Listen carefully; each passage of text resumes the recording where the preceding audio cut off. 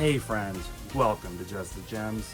I'm here with you today to share my thoughts on the initial 1 to 2 hours of, let me get this all in one, AI and the Somnium Files Nirvana initiative. Let's get into it. I'm going to keep this relatively spoiler-lite by, like I said, focusing on just the first couple of hours of the game. Still, if you want to go in totally fresh, you might want to click away. After you click like, of course, winky face. So I'm going to jump in assuming that you don't know anything about the first AI, the Somnium Files, which is fine, and the game actually goes out of its way to make sure you also know that it's fine. The new Cyclops serial killings, the incident in which many victims got their eye gouged out and murdered. Are you or are you not familiar with it? This can alter if we can dig into the details of that incident in the coming 6 days. 11 months. We're asking if we can give you spoilers for the first game. So it's actually pretty clever, right? Like, the game asks you right up front, are you familiar with the previous game? And if you're not, presumably the dialogue is reworked or something down the road to prevent spoilers from ruining your enjoyment of the first game if you ever get around to playing it. Now, if you want to say that yes, in fact, you have played the first game, you have to answer a couple of trivia questions about the ending of that game correctly in order to proceed. I did not do that right because I'm a dumb man boy. Rather than just take my licks and proceed with the game as God intended, I restarted. It's my personal shame. And then I looked up the answers online because it's the 21st century. That's what we do now. The first game followed the new Cyclops serial killings, which had something to do with eyes, and it's kind of gross, and I'm not going to say anymore. The incident in which many victims got their eye gouged out and murdered. This one focuses on the HB serial killings. HB in this case stands for half body, as you'll come to see right here. There, that's half a guy. He's not like half buried in the ground or anything, that's just all that there is of him. The conceit here, since these games can't ever have a normal crime that could actually happen in real life, is that the first half of this body was discovered 6 years ago. And here that is. Yes. That QR code works, by the way. And the second half shows up in the present. But every test that's done on both halves of the body indicate the estimated time of death is approximately 9 hours ago. What? 9 hours ago? Crazy, right? Crazy. This time around, we've got dual protagonists. The first being Mizuki, who fans of the first game will recognize, although she's a little bit older.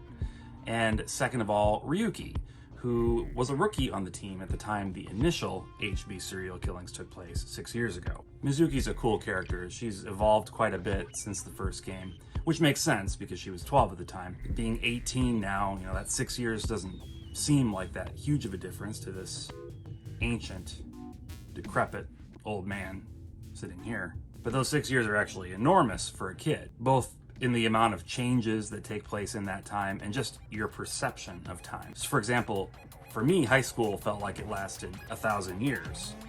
Whereas now, oops, I haven't been to the dentist in 4 years. Wasn't I just there like a month ago? At this point in the game, Ryuki, the other main character, is still pretty mysterious. We learn pretty early on that he has some sort of mental illness that is causing him to hallucinate. And his eyeball AI partner, Tama, is in part supposed to help him with that. He's seeing crazy visions and hearing voices, and she's supposed to help modulate, or that's not the word. Modulate? Moderate? I don't know. She's supposed to do something to help him feel better. And we do get to experience a few of these visions of his ourselves, just in case you were worried that there wouldn't be any nightmare fuel in this bright and colorful game.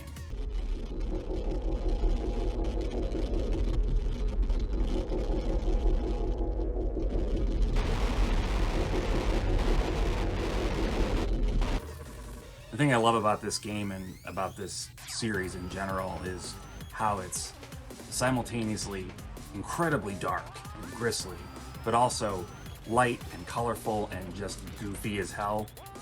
with a sprinkling of cringe thrown in there too. Resist, allow your heart to take you.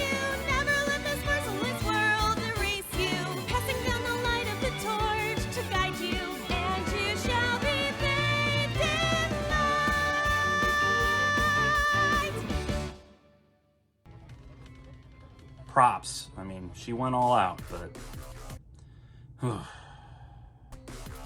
So just to say a little bit about the gameplay, in case you're not at all familiar with the previous game, you're divided into essentially two main chunks.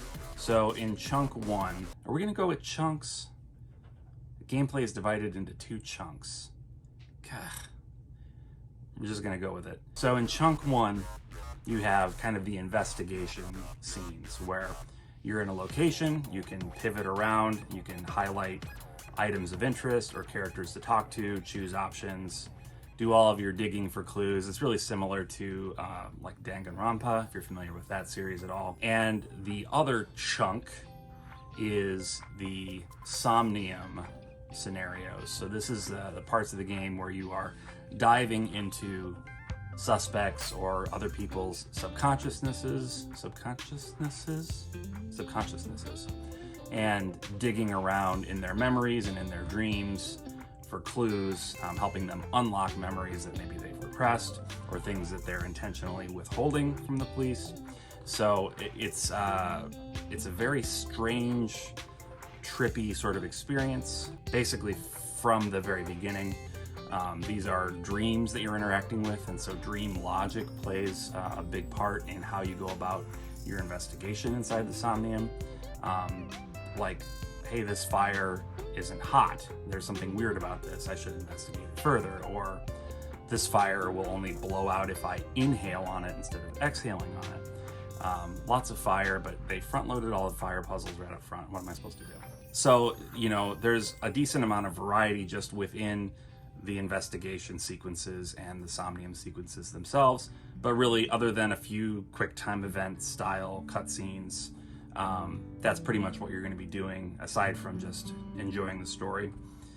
So far, the voice acting has been on point. The direction has been really solid. Very few strange line readings, which I always like to point out. I feel like our reviewers don't really spend enough time talking about the importance of directing in voiceover for video games, but it's huge. It makes a big difference. Like, you can take a talented voice actor, if you strip them of context, their lines are going to sound weird. They're going to just sound weird because they don't know what came before and what comes after. So the directing plays a big part in making sure that all of that is communicated to the actor and they get the best performance out of them that fits the scene. So props to the director or directors who worked on this for sure. I don't really think I have any criticisms about the game as of yet. Like I said, I'm only, I don't know, maybe 90 minutes into it. I just wanted to drop my thoughts because, like I said, I don't really want to dive into it too deeply, just for fear of spoiling anything. I really think that if you have the slightest inclination that you might want to play this game or the previous game in the series, I really think you should just do it. Just grab it. You don't have to go nuts and, you know, bust out the collector's edition like I did, but get your hands on the game if you're at all interested in it. You know, there's some weird oddities to the story that you'll either just have to get used to or ignore. There's tropey stuff all over the place. The humor is pretty pervy.